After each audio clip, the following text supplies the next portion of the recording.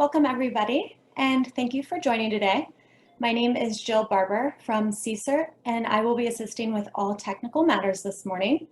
Please note that this conference will be recorded. All attendees will be muted. Please use the Q&A button on the home screen for any questions, and we will try to answer those during the Q&A portion of the webinar. There will be a survey provided following the end of the webinar. Please take a couple minutes to provide feedback. Now, I would like to welcome Dr. Ronald Loveridge, former mayor of Riverside, California, and co-director of the SC Rise Solar Valley Consortium. Enjoy, and thank you all. Well, thank you for joining us today. This webinar is a conversation about solar energy. It is also an introduction to the Solar Valley Consortium and to the 6th annual UCR Solar Conference.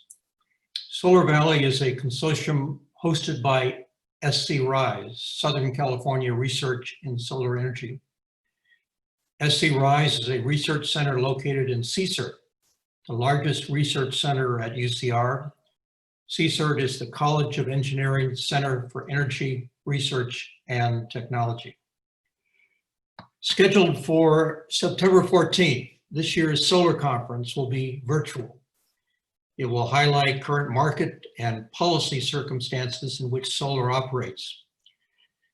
The emphasis on creating choices and opportunities for increased solar use throughout Riverside and San Bernardino counties. The overriding objective of Solar Valley is to make inland Southern California a national model for the green energy economy.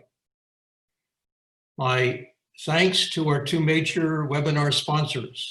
The first sponsor is IEGO, Inland Economic Growth and Opportunity.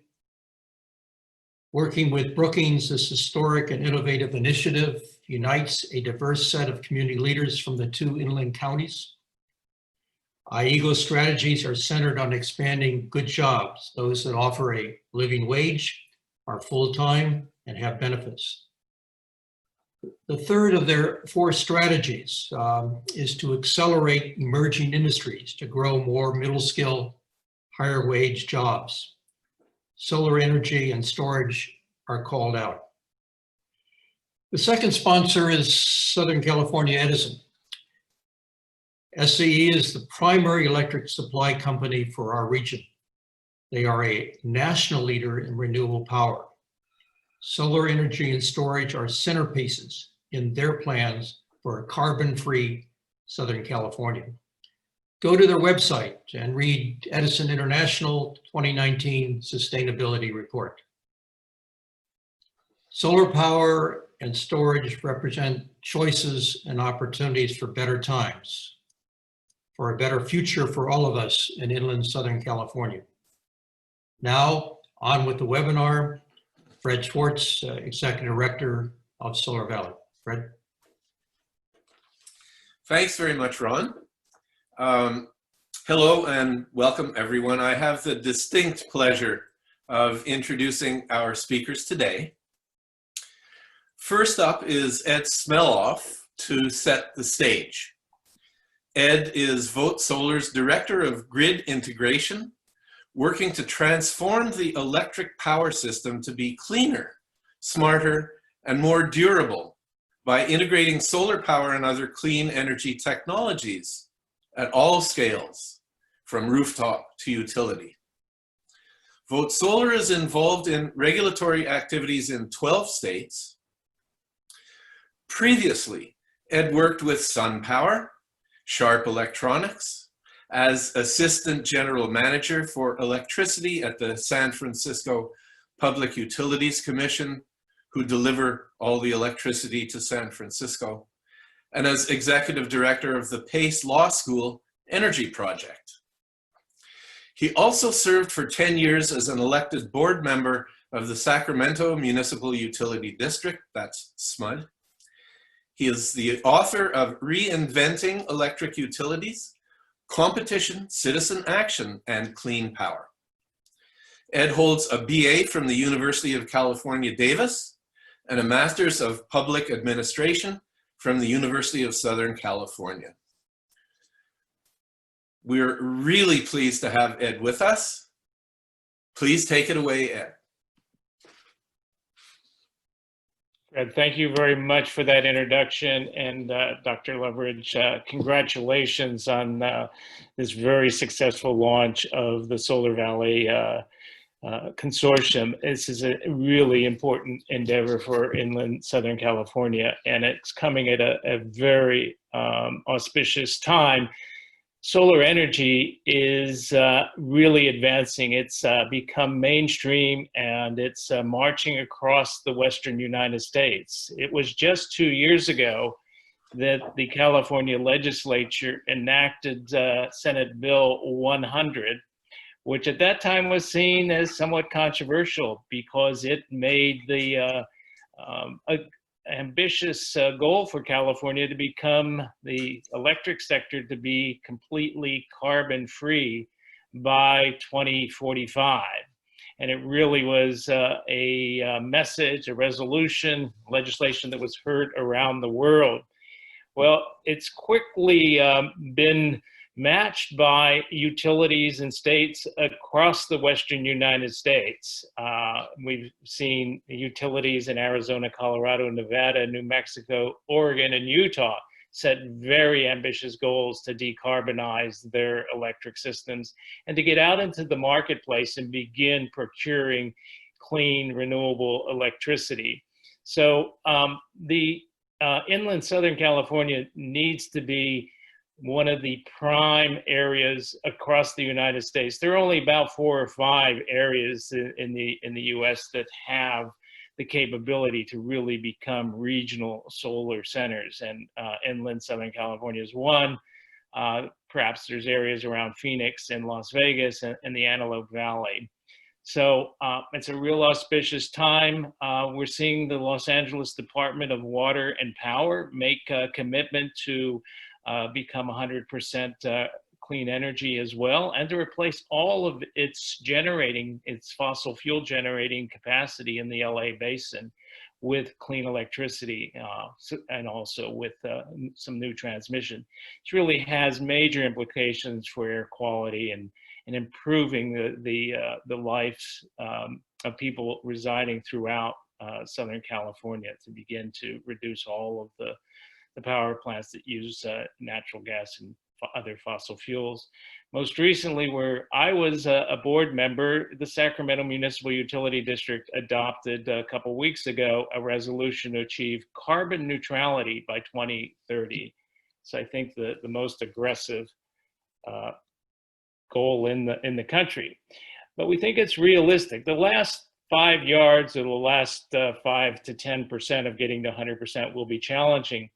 But we can aggressively get to 90 to 95% pretty quickly, given the cost and performance of existing technologies. The UC Berkeley Goldman School of Public Policy, together with Grid Lab, just recently in the past month published a really important study that looked at a high level over the entire United States and came to the conclusion, based on modeling, production cost modeling, that we can achieve across the country 90% of the electricity in the United States from carbon-free sources and have lower system costs for electricity.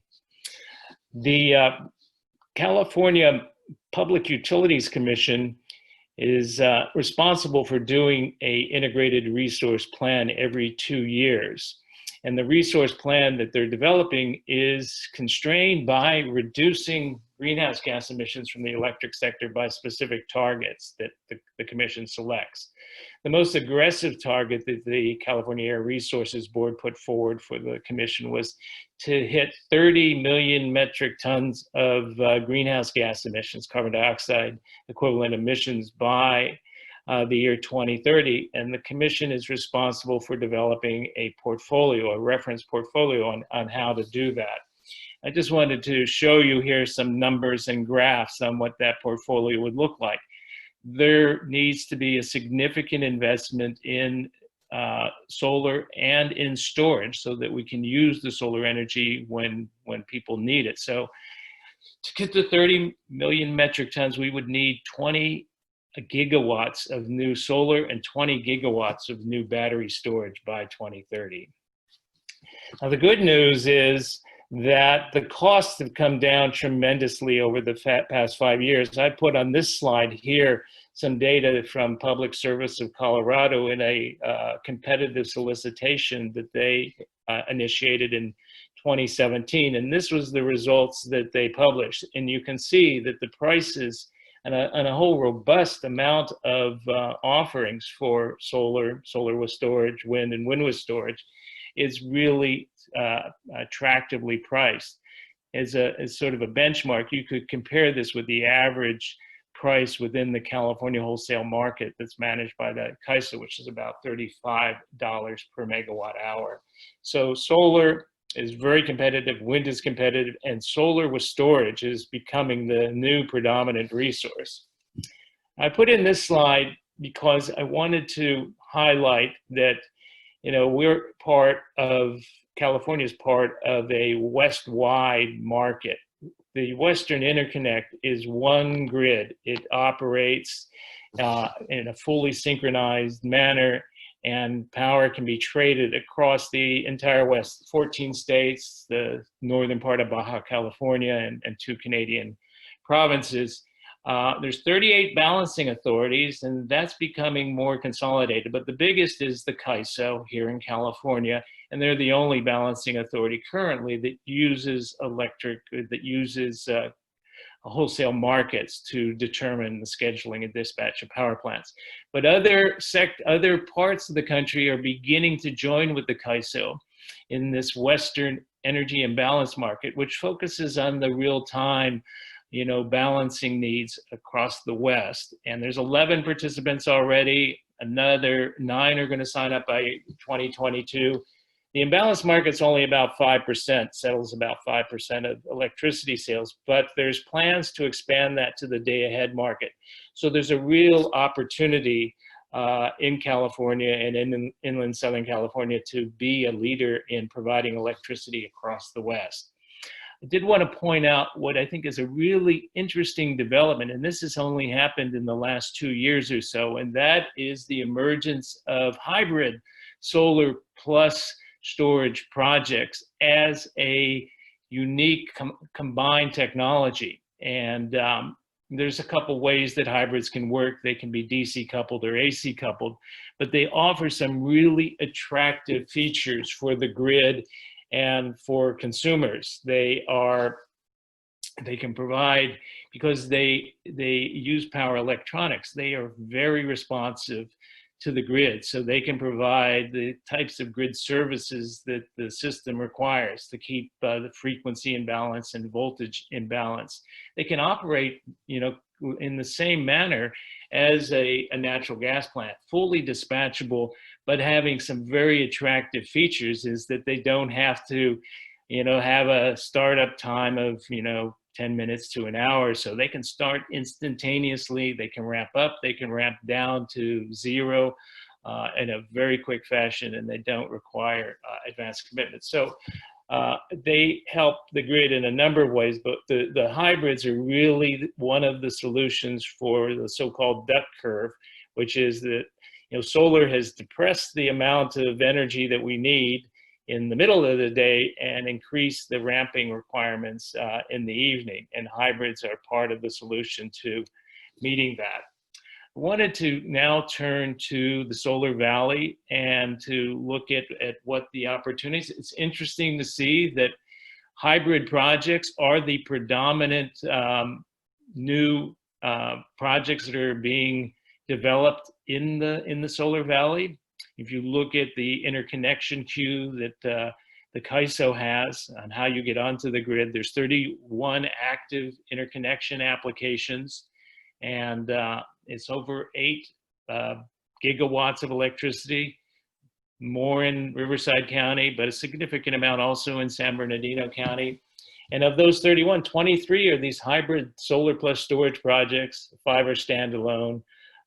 Storage, and only 3 now are solar projects that don't have storage. And I've shown the locations, but I'll just standpoint, one interesting feature is the standalone storage projects tend to be closer to the load at the Deaver substation and the Valle substation in Riverside and the Eduardo substation in San Bernardino are where the standalone solar projects are located, and the hybrid projects are further out into the desert at some of the larger gathering substations that have been developed by Southern California Edison.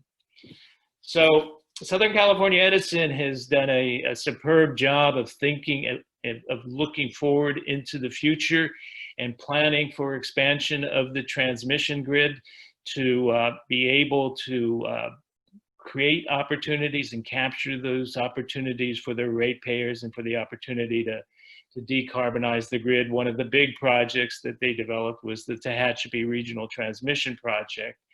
And another project is the one I just showed you that goes from Blythe into Palm Springs.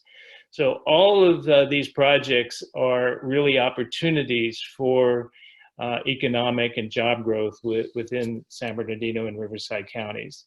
So let me end this part of the presentation by pointing out that it is important that we clean up the grid and create renewable opportunities. But the larger opportunity really is to decarbonize the entire economy. Because when you look at where, greenhouse gas carbon emissions are coming from, a lot of it is coming from the transportation sector, both in single occupant vehicles or as well as larger heavy duty and medium duty vehicles. So there's a real opportunity, if we have a clean grid, to also have clean transportation.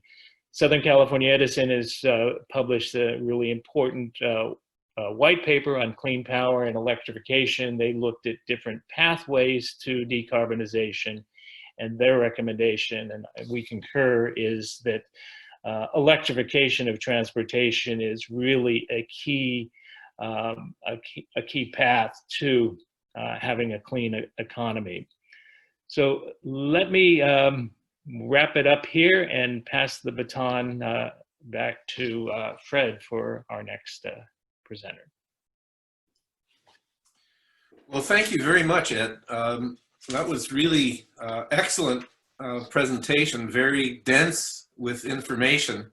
I would like to remind people that at the bottom of the screen, you have a Q&A tab that you can click on to ask questions. Please do so at your convenience. So next up is Adam J. Fowler. Adam is Director of Research at Beacon Economics and at the UC Riverside School of Business Center for Economic Forecasting and Development. Mr. Fowler leads research in the areas of sustainable growth, development and housing, land use, and real estate. His projects focus on environmental economics and domestic energy, housing and population trends, and regional economics. Since 2016, he has overseen analysis for Next 10's annual Green Innovation Index, a high-profile report that tracks California's key economic and environmental indicators. Mr. Fowler holds an MA degree in political science from the J. William Fulbright College of Arts and Sciences at the University of Arkansas, Fayetteville, and a PhD ABD in political psychology. That is really interesting, from UCLA. Again, we are very pleased to have Adam with us. Take it away, Adam. Thank you, Fred, and thank you for the introductory remarks, Ron. I'm very excited to be here today and talk a little bit about what our research at Beacon Economics and the Center at UCR are thinking about in this space. I think Ron's stated mission is ambitious and it's exciting. It's something we've been giving a lot of thought to and really have been thinking about operationalizing ourselves, especially as it comes to economic development and workforce development for our communities in the future. As Ron mentioned, the purpose is to establish inland California as a national model of a green energy economy. And that does require choices and opportunities, as he mentioned. It's not a foregone conclusion. We are active agents in that unfolding future. And I'm happy to be here to briefly talk through what we've been looking at, what we've been researching, and what we've been thinking about in terms of the future of that economy. So as Ed's talked about a little bit earlier, in California, we've got a very aggressive greenhouse gas emissions set of policy goals.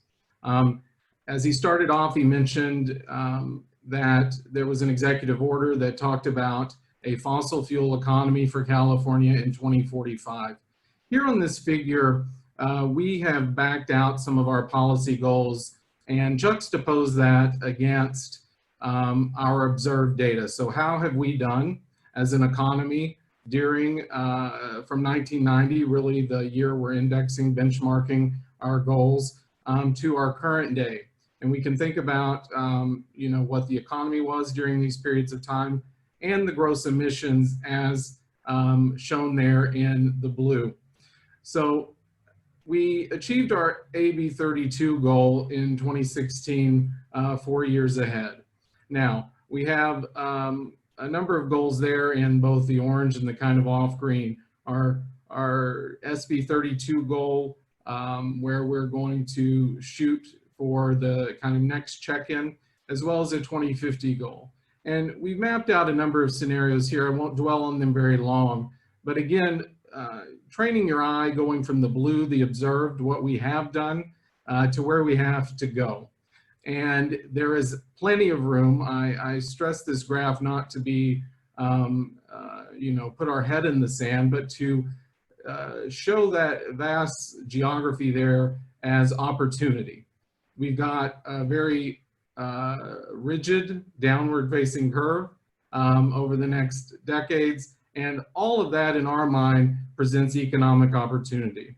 And, you know, whatever the future looks like, the technology, the ways of doing things, the way we've organized both our industries and our work in the past, that doesn't project cleanly on to that future we want to see.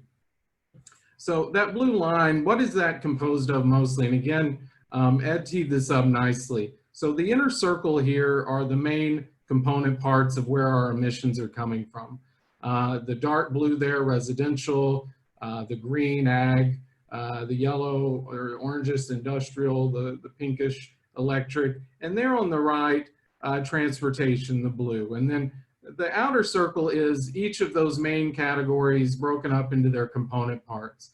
And again, you see what's interesting, your eye can't help but be drawn to the right side of the chart.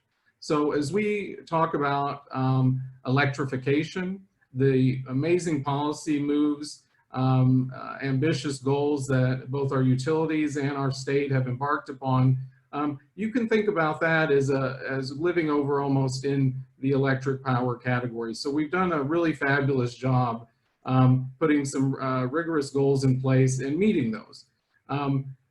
As an economist and an economics research team, oftentimes we think about that for as much work and kind of commitment and leadership as that is, it's still low-hanging fruit when it comes to those are top-down mandates we can enact. It becomes a lot harder to change consumer behavior from the bottom up, which is where the transportation color gets its kind of sticky nature. But again, transportation, you know, with the goal being the kind of global model or the national model of a green energy economy in inland California, the shift is immediately going to turn from that electric power category to transportation.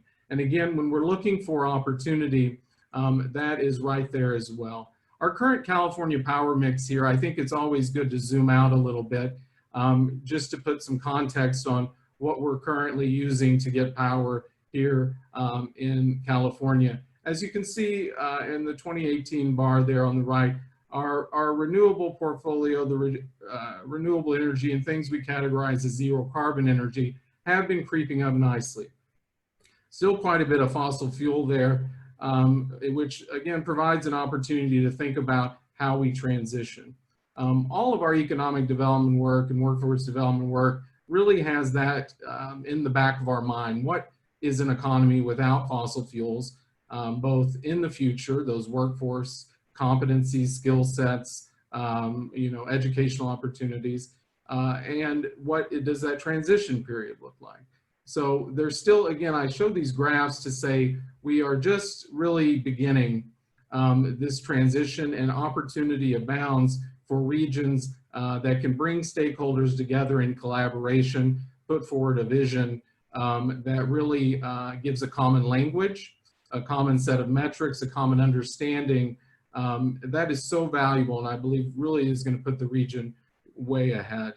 I bring up this goal as well to say of our renewable portfolio standards in the state, our last observed year there and our series of goals as noted on the right, there's still plenty of opportunity as we move toward that 2030 goal. We've got to get up to the series of lines there as noted on the right, and the mix of renewable portfolio energy sources still has a lot of opportunity there as we push toward those goals. Inland Southern California, I don't know that I knew this other than the fact that I know that it is sunny outside a lot. What's interesting, and when I think about this in terms of our economy over time, this is such an asset. NASA ranks every county in the United States on a number of metrics, solar radiation being one of them. Riverside County being number 2 out of all the counties in the United States in terms of the solar availability throughout the year. That is just really a wonderful source that I think needs to be highlighted as a natural resource in the way we have historically thought about natural resources in the past.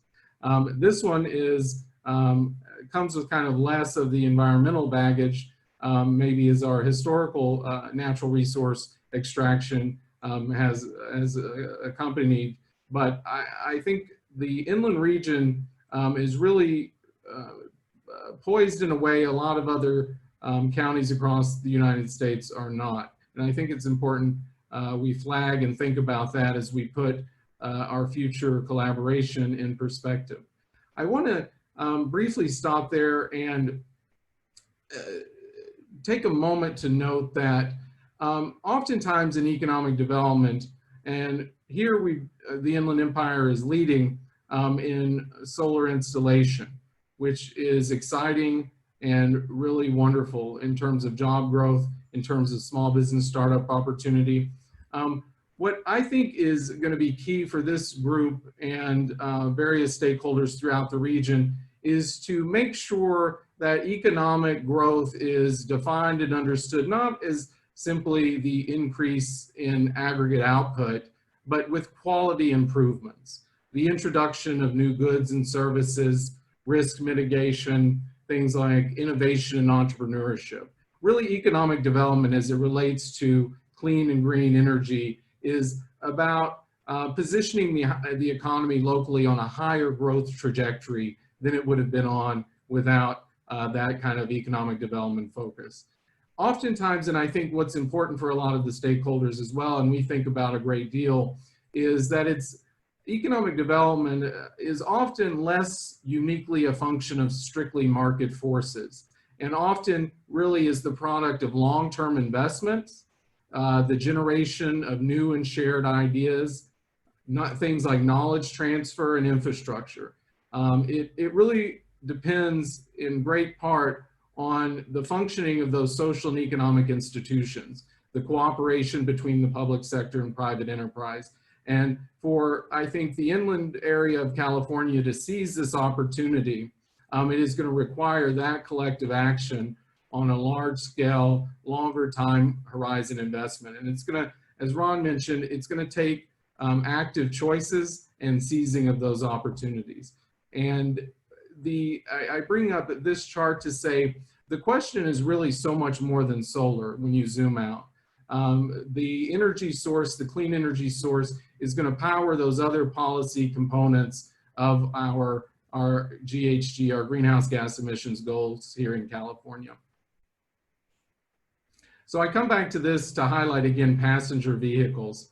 Another opportunity as we talk about trends in electric vehicle adoption. So again, I've done the same thing as we did with the first figure to say, what do these goals mean in terms of where we're at now? We have got a very heavy lift with our zero emissions vehicle policy here in California and our adoption trends. So if you look out to 2030 versus where we are now, there is a lot of consumer behavior change that's going to have to take place, and a lot of infrastructure across public sector assets and private sector assets for us to achieve that goal. And overall, the game is going to come down to our transportation sector, our logistics sector, the kinds of zero emissions vehicles that are leaving the ports, that are interacting with our logistics and warehouse industries in California, and making sure we have the skill sets, the technology, the human assets to deploy around that new infrastructure. Again, this is something countries around the world are struggling with, and I think it gives the inland economy a real opportunity to figure these things out first, scale that knowledge, and export it around the globe. Again, these are challenges that are not unique to the United States, but in fact, all the countries that are signatories of the Paris Climate Accord are struggling with as well. And so the opportunity is not bound by our geography. So whereas the inland area was very strong in solar installation on rooftops, the inland area has fallen a bit behind on electric vehicle adoption compared to some peer jurisdictions. So again, thinking about the opportunity, what that means about charging infrastructure, what that means about our consumer behavior, our ability to charge at work, having available parking spots where there is that electric infrastructure that needs to be in place is going to be very important and be really valuable as we look to build out that infrastructure and push that emissions down. So I will close with California's got a lot of work to do. Maybe this is the dismal science of economics coming out in me. I'm excited about the work, but it is going to be work. Mandating different renewable sources for our utilities, that is a top-down mandate. A lot of the work from here on out is bottom-up, consumer behavior, infrastructure, the way we build cities and our urban built environments. That's where those emissions that get us out to those next two stops along our trajectory are really going to be important to come from. And I think this gives just a real opportunity for an economy in the inland California area that thinks about what the world looks like transitioning away from fossil fuels. I will close by saying I think there is a lot of work to be done. Some we are working on in our various organizations about understanding, figuring out the types of workers, activities, skills that are needed, the training. We actually know relatively little about the nature of work associated with large parts of our clean energy transition and the specific occupations necessary to deliver that kind of vibrant, clean economy moving forward. And allowing all of our partners, both public sector and private sector, to be able to talk about these sectors in a coherent way is going to be very important and key to driving the future. We also have a lot of work to do as it comes with our local regulation.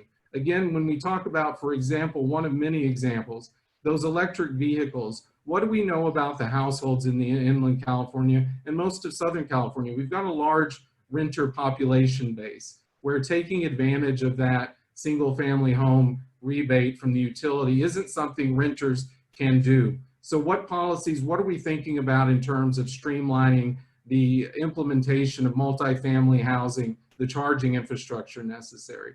what are we thinking about in terms of repurposing our land use requirements to allow for that to be as streamlined as possible to take advantage of these both industry opportunities and to help ease household transition for that consumer behavior to kind of plug in to the new economic opportunity. And with that, I will close and turn it back over to Fred. Thank you. It was really exciting to be here this morning. Really excellent presentations, very information dense, lots of different aspects to them, stimulating, I think, thought-wise. I would like to sort of underscore what both Ed and Adam said regarding the fact that we're not just dealing with solar here as a technology. There is a whole sort of ecosystem of economics that can help uplift the area, that can provide decent jobs for people, and a clean environment.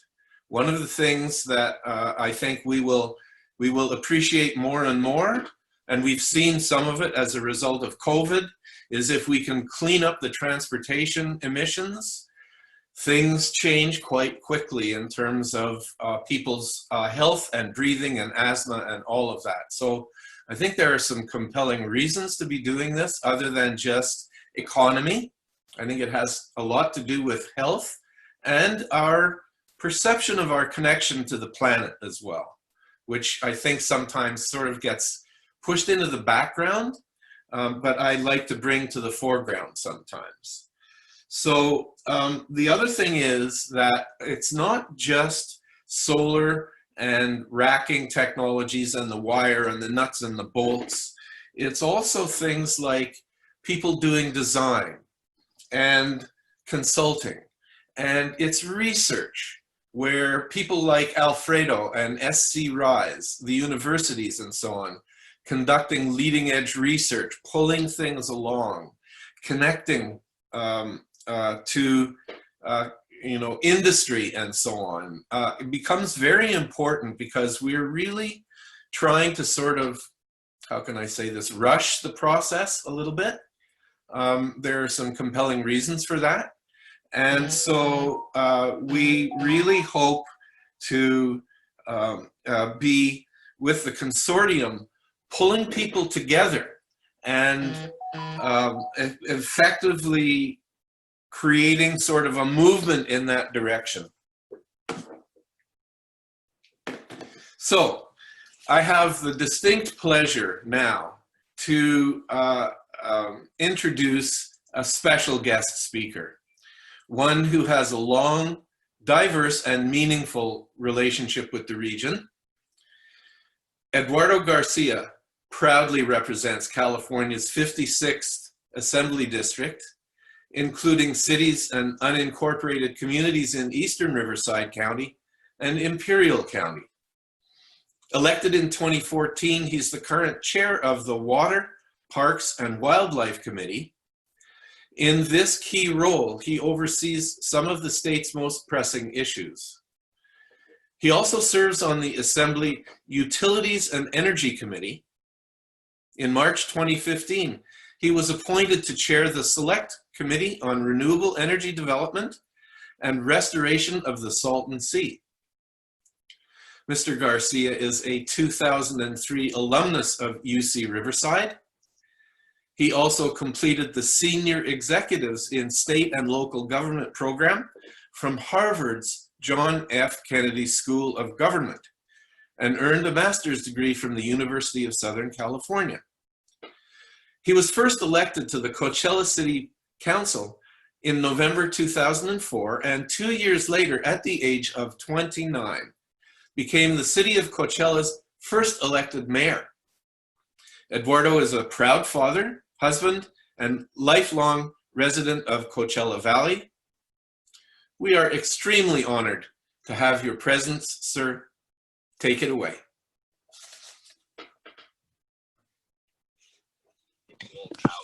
Thank you for the invitation. I want to acknowledge the relationship with Mr. Loveridge, Mayor Loveridge, and Dave Willman and a couple other folks there, UCR alumni and mentors of ours. So just want to say thank you for them reaching out. I wanted to jump in. I know the topic of discussion is renewable energy, solar, not just in our region, but in terms of California's ambitious goals and objectives to reach its 2030 goals of emission reductions and cleaner air.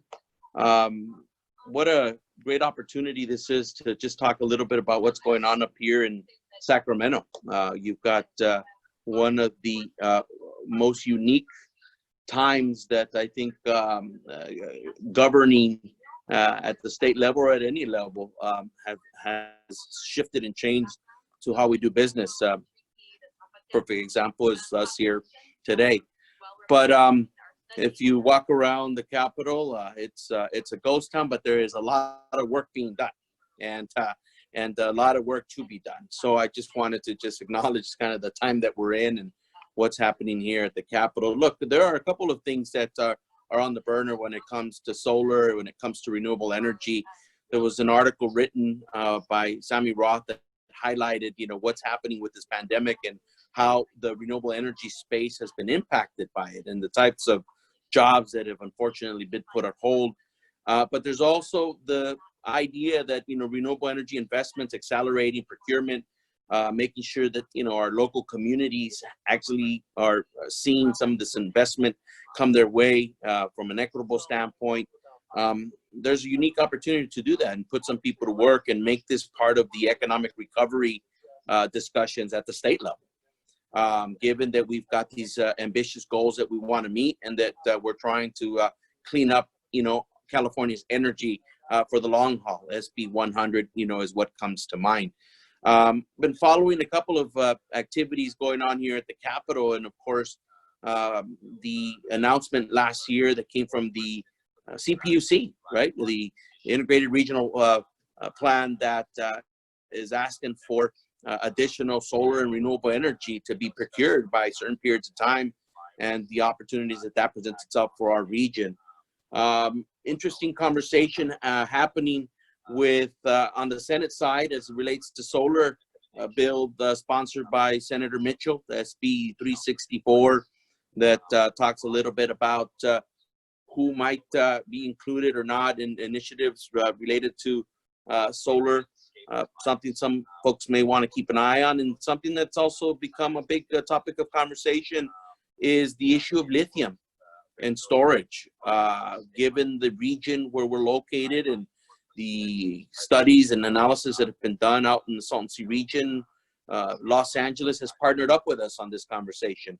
The legislative contingency from LA recognizes the opportunities and have connected the dots to try to achieve their clean transportation goals in Los Angeles.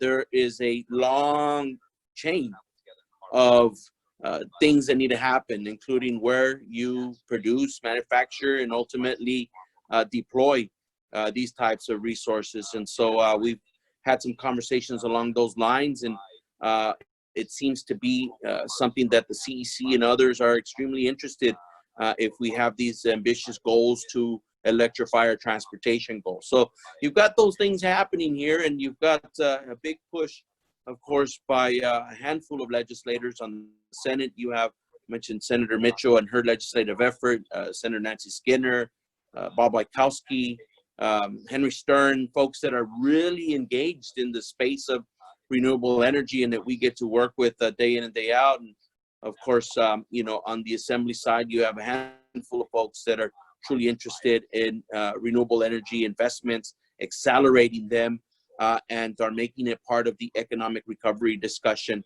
for today, given that we will need to do things in spaces that will require us to double, if not triple down our investments. Our policies will need to be reflective of our intentional goals of creating jobs. And I think the renewable energy space is a arena that could take us back to a path of recovery. And I'm hopeful that our policies will align with those opportunities for our region and of course for the state. So just wanted to say a few words. I don't want to take up all the time, but certainly happy to answer any questions that I may be able to address. And if I don't have the answer, I will tell you that and we'll get back to you.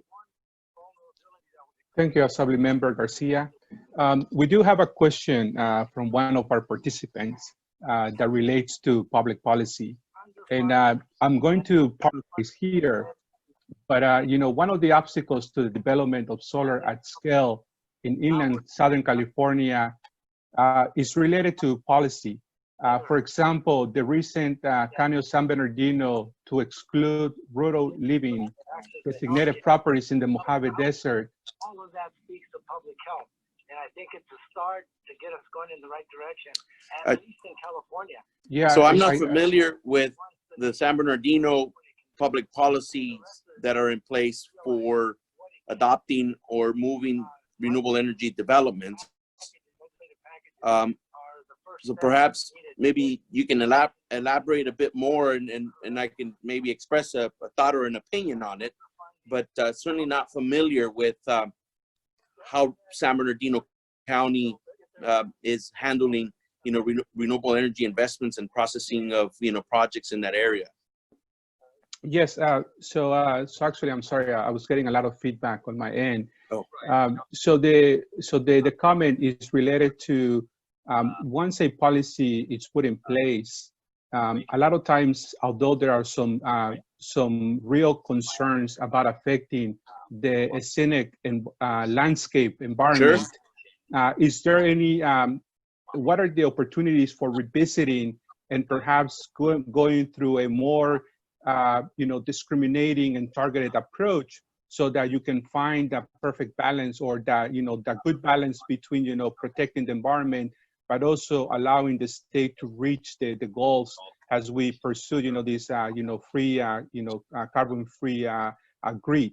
Sure, sure. Well, look, I think that there are plenty of pathways and avenues for people to do their analysis driven by science and data to ensure that there isn't any adversarial effects on water, on, you know, species, habitat in a region that might be sensitive, right? We have these discussions regularly. You know, there are proposed renewable energy projects of large scale not far from Joshua Tree, and they become very controversial given the environmental aspects of protecting, you know, one of our national jewels, right, Joshua Tree.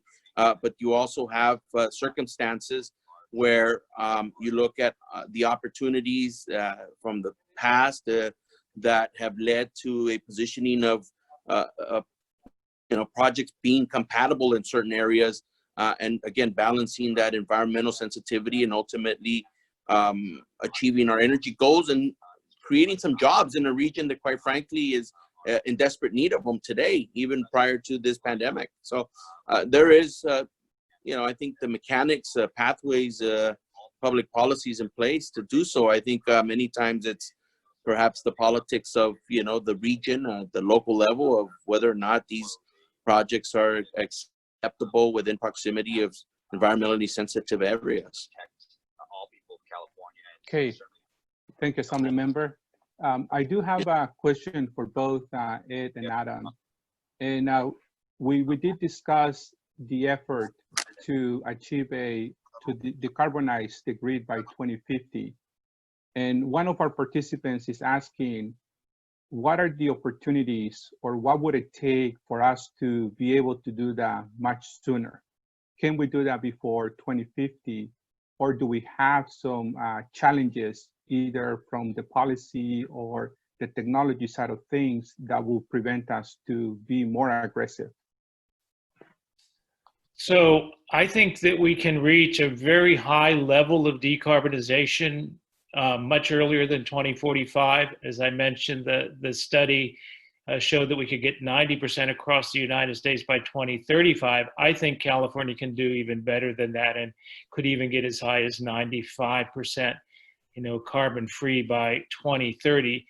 The technologies are there for decarbonizing most of the hours of the year. There are just a few times, typically in the winter, where you'll have longer periods when there isn't a lot of sunshine in the Western United States and the wind resource declines. So That last 5%, to those last 2 weeks or so a year, and they may not even occur every year, are going to require long duration storage or something like hydrogen, where we can store the fuel and then deploy it when it's needed in a combustion like or fuel cell resource. But I think, as SMUD is showing, they're coming up with a plan to decarbonize Sacramento, which is a pretty large metropolitan area, by 2030.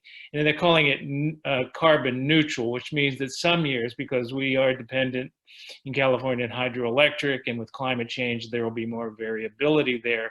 So there are some years where we'll have excess energy from hydroelectric, and there will be other years when there will be less. But solar is a really good insurance policy too, because it you can curtail solar when you have excess hydro, or you can sell it to other parts of the Western region. Ed, any comments? Oh, I think Ed captured it pretty well. I don't have anything to add. Okay. So Adam, I do have a follow-up question on one of your slides. If you go to slide 7, you can see that for San Bernardino County, the number of net energy metering installations dropped significantly, or has a deep drop in 2017 going into 2018. One of our participants is asking, what is the reason, or is there can we explain why do we see that drop? Sure. That type of installation, looking annually, actually, I don't believe I put California on that slide, but topped out in 2016. So it's remained more or less the same level. It's not just a inland California kind of data blip of sorts. For San Bernardino, and if I remember correctly, in 2019, I think the drop was primarily from the commercial sector. So historically, the residential sector solar installation has been more stable. And usually when you unpack these data points, the industrial and commercial sectors have been a bit more volatile year to year. So I believe it was a commercial sector drop, and I don't have a why that I know of locally. Okay, and on the same slide, slide 7, it's difficult to differentiate between LA and Orange counties. Just for clarification, could you point out which one is LA and which one is Orange County on those two curves? Which slide was that on? The 7. 7. Yeah, on 7. That is a good question. I believe the middle, I can change the color before we share these out. That is a little hard to see. The Los Angeles is the dots, the one that's above the top yellow one. Even though okay, the texture then helpful. Okay. Ed, can you comment on what are the opportunities that exist in terms of looking at community choice aggregation programs in order to boost the growth of clean energy, especially in California and in Southern California? So there's been a remarkable growth in local governments that have chosen to form community choice aggregation entities, a lot of it in the Bay Area. Sort of the greater LA region, it has a CCA as well. What the advantage of the CCA is that the decision-making about what the portfolio of resources that are going to be used is made locally by the community. And I think that encourages local economic development and helps resolve some of the siting issues. The challenge is these are new agencies, and electricity planning and procurement is a pretty complex activity. So they need to partner and work together so that they do this in a smart fashion. And while the electric system topography is a little different than, you know, county or city boundaries. So there does need to be sharing because the grid is constrained in certain parts of the state, and we need to have resources that are located within these load pockets. I think CCAs are a real interesting opportunity because it brings decision making down to the sort of the local grassroots and local government level. Thank you, Ed. We did receive a large number of questions. We are out of time, so I think we're going to get back to the attendees with some answers, perhaps via email. That way we can clarify some of the questions that were brought up during this webinar. At this point, I will pass the floor to Dr. Ron Loveridge to conclude the webinar. Well, Fredo, I think the point is well taken. And what, about 20 questions? I think we'll try to respond to each of the questions. We do that by email. In closing, sir, thank yous. Thank you for those who are attending. We had nearly 95 people sign up. Thank you to our guests, Smeloff and Adam Fowler and Eduardo Garcia. Thank you to the major sponsors, IEGO and Southern California Edison. I want to thank Jill Barber and Camelia Fisher for their good technical work and support work. And I think the final thought is this importance of sort of connecting the dots. We have real choices with language that Adam uses, sort of seizing our opportunities by really kind of connecting the dots regarding transportation, renewable energy, recovery of the economy. And in my own judgment, this was an excellent lead into the conference, but it's also a lead into this region to see if we can, will, and step up and be a national leader in the area of solar energy and storage. But thank you for everybody involved. Thanks for participating. And please put on your conference note for September 14th from 8 to 12. Thank you very much. Thank you to everybody.